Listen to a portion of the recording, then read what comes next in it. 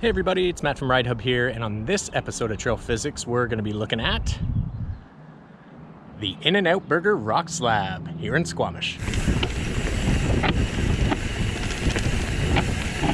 So In-N-Out Burger is a very famous slab here in Squamish, and the reason it's so famous is because it's been featured in a number of videos by a few very prolific pros. And as you can see by what's behind me, it's the essence of what a Squamish rock slab is. Now, while you might look behind me and think that what you see is pretty benign and well within your skill set, it's not actually the rock slab that you need to be concerned with. And that's one of the reasons so many people get in trouble on this trail. I'm just trying to recall from memory, but I'm pretty sure in the last year we've had at least 4 evacs off this trail. So do yourself a favor, if you haven't really gotten comfortable riding some of the more difficult rock slabs in Squamish, take this one off your list and maybe put it back on later. So what I want to do is I want to go into why it's such a problem. So let's go take a look at it from the top of the trail and we'll go see what's up. So as we roll in off the collector, we're greeted by the wonderful In-N-Out Burger sign, which lets us know this is where we want to be. And we are also greeted by one of the most panoramic views in town. As we approach the edge, we start getting a bit of a view of what we have to ride. And this is where a lot of people question their decision to come down the trail. There's lines further over here on the right, there's lines here, there's lines off the left. So for the purpose of this video, we're going to focus on a single line, which is known as the main line down the In-N-Out Burger slab. The slab itself is a bit of a choose your own adventure. The main line is the one most riders want to check off. So in order to do that, we're going to break the slab into a few pieces. So let's take a look. So from the top, let's identify the pieces of the slab. We have phase 1. Then we have the collector in the middle. Then we have phase 2. And then there's the exit. And as you can probably tell, we can't see the exit from up here. For people who are new to riding In-N-Out Burger, my suggestion is going to be starting on this left line. So here I am at the left entrance of the slab, so I can see directly forward down phase 1 of the slab, and I can see the collector.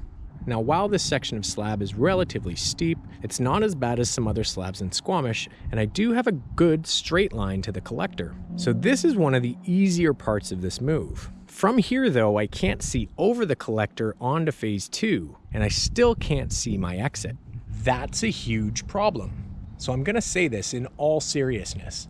Do not ride this slab until you have walked down the entire length of it and seen the exit. So let's go do that now. So as we walk in off the entrance, we're gonna carry ourselves down this phase 1 of the slab.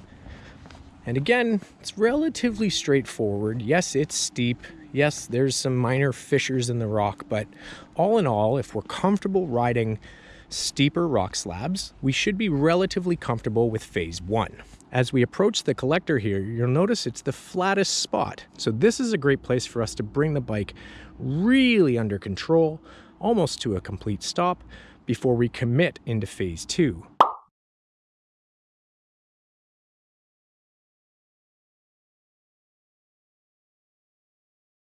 This is the absolute last area where I'm going to be able to get off the bike before I commit to the second phase. And keep in mind, the collector is still on a pretty significant slope. It's not flat by any means, so you still need to dismount safely if you do get off the bike.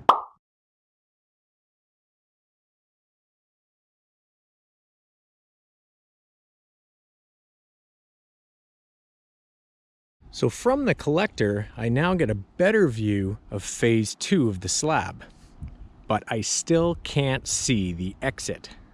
This is still a problem. So walk down phase 2 and go look at the exit.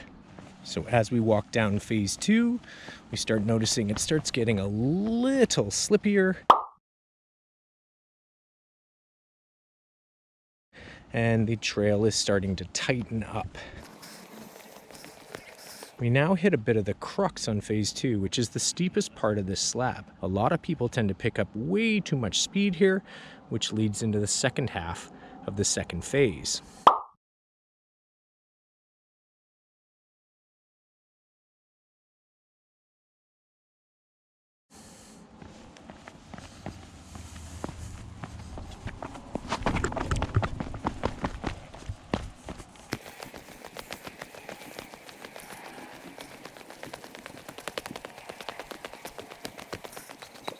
Now it's only as I get this close to the end of the rock slab that I start getting a picture of what the exit looks like.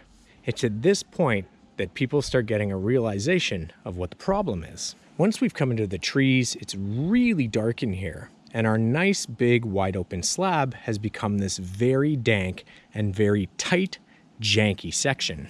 And when we look up, we see where everything goes wrong. Some really big goalposts. Now that we're in the trees, we can take a better look at what happens when the slab ends. We're met with a pretty significant roll down right at the end of the slab, also where the slab starts getting a little mucky and wet, which is going to affect our traction. Those bumpy roll downs lead to another section of rock, some more steps, and then we end up between two trees. Taking a look at this tree on the left, you can see just how many people have likely hurt themselves here. Those are all impact marks. The issue that happens is people underestimate how slow they need to be going when they get into the forest. Because this section is really janky and requires you to thread the needle between those trees, a lot of people lose it, tense up, and end up smashing into the trees. It's part of the reason our search and rescue team stays very busy. This ending is what makes this line very, very challenging. Now, if I've managed to thread the needle between the trees, I'm met again with yet another obstacle. A steep, steppy roll down with a left-hand turn. If I'm not in control at this point, I might find that I'm shooting off to the right into this boulder and these logs, all of which is a really bad day. My primary goal is to get through this exit safely. I care very little about the slab at the top. So now that we've seen the exit and we understand the risk on this trail,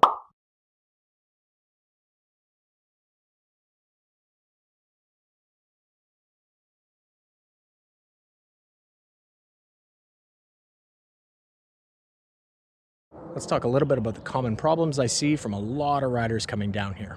The very first and probably the most prevalent issue I see in riders is they tend to roll into this move way too tall. When you're riding too tall and descending down a trail, your stability and balance is going to be affected. So make sure as you roll in, you get into a good, low, ready position. Now, if you haven't seen it already, the video we did on the barely adequate slab talks in detail about the body position we use when riding steep rock slabs. Nothing's different. So if you haven't yet, go watch that video. And if you have seen the video, take the time to go back, watch it again, and remind yourself about the principles. The second common issue we see, which is tied very heavily to the first, is poor use of brake control. Now this is both brakes we're talking about here. A lot of people are very hesitant of their front brake, especially on steep descents, so they tend to err on using more of their back brake. The back brake is highly ineffective, and what people tend to do is lock the rear tire up, which actually causes it to slide from side to side, further impacting stability and balance. You want to make sure you're getting down this move without skidding. If you're skidding the wheels, it's a sign you're out of control. And the reason most people tend to use too much rear brake is because they're not using enough front brake. And the reason they're not using enough front brake is because they're not confident in their body position.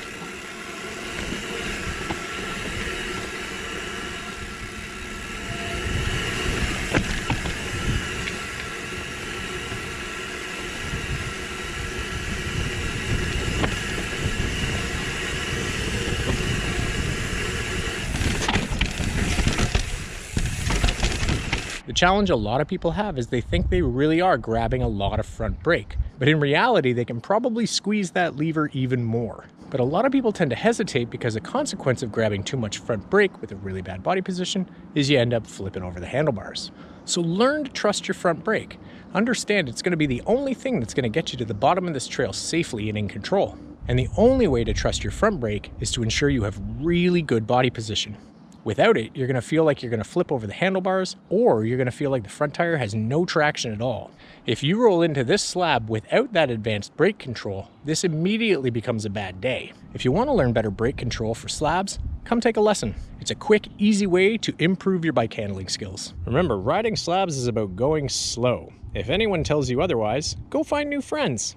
And there we go. That's the In-N-Out Burger Slab. Thanks again for watching this episode of Trail Physics with RideHub. Do us a favor, if you like this video, click that like button. And if you like what we're doing here, click subscribe. You'll get notified every time we have a new video. And remember, even though we're doing all these skills in Squamish, they can translate back to your home trails. Now it's time to close the computer, put down the phone, and go ride your bike.